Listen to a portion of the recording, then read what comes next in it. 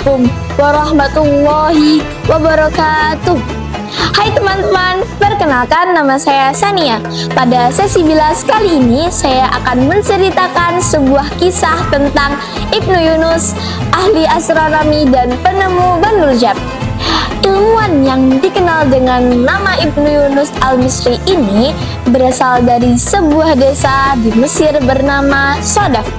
Ayahnya adalah seorang ulama yang ahli di bidang hadis dan sejarah Islam.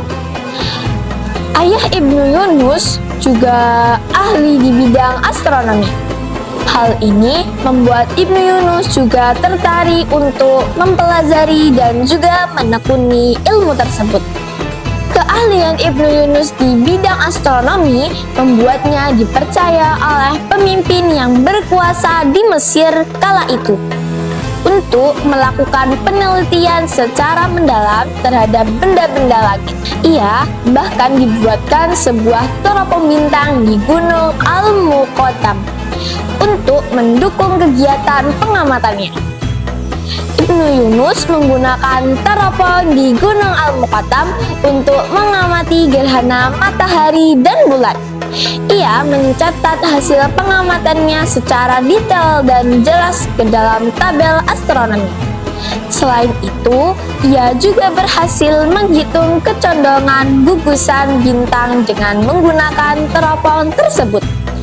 Hasil penelitian Ibnu Yunus dikenal dengan teliti dan tepat.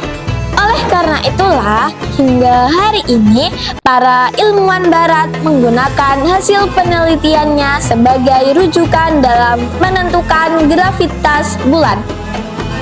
Selain berjasa di bidang astronomi, Ibnu Yunus juga memberikan sumbangan pikiran yang besar di bidang matematika.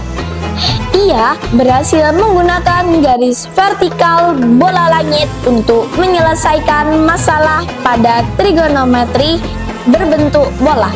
Ia juga berjasa dalam mendorong lahirnya ilmu hitung logaritma. Jika kita mencari tahu mengenai siapa orang yang pertama kali menemukan bandul jam, jika kita mencari tahu mengenai siapa orang yang pertama kali menggunakan bandul jam, sebagian besar jawabannya yang kita temukan adalah penemunya merupakan ilmuwan Italia yang bernama Galileo Galilei.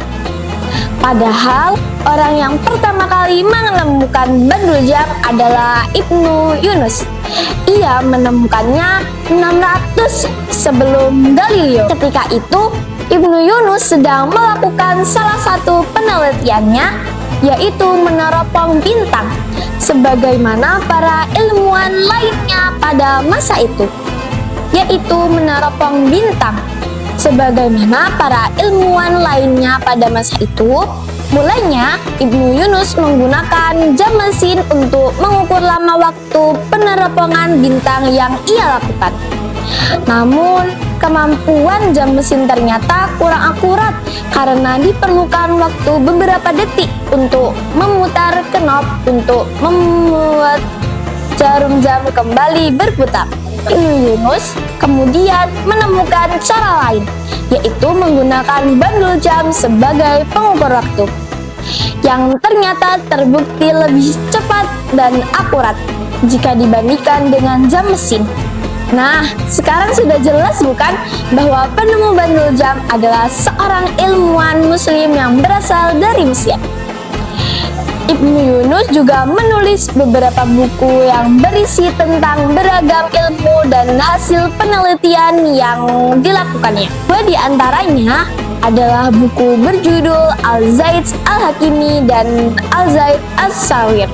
Al-Zaid Al-Hakimi berisi tabel-tabel astronomi, hasil penelitian Ibnu Yunus dan astronomi lainnya yang telah dikoreksi dan diperbaiki hasil pengapalannya oleh Ibnu Yunus.